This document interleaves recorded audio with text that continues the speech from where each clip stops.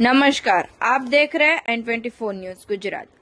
सूरत शहर के Bhestan police station में दर्ज हुए गौ हत्या के अपराध में पिछले 4 महीने से घूमते फिरते आरोपी को गिरफ्तार करती सूरत शहर एसओजी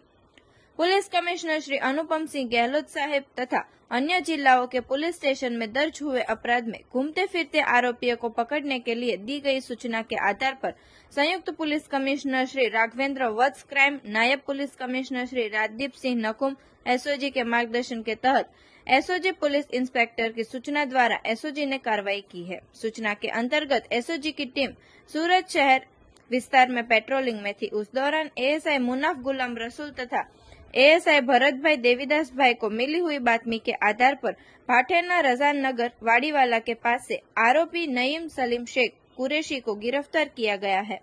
मजकूर आरोपी की पूछताछ के दौरान आज से 4 महीने पहले खुद भेस्तान उन गुलजार विला के पास से गाय काटी गई थी, तभी पुलिस ने छापा मारते ही फरार हो गया था और उनके साथ के दूसरे आरोपी गिरफ्तार हुए थे, जिस बाबत पर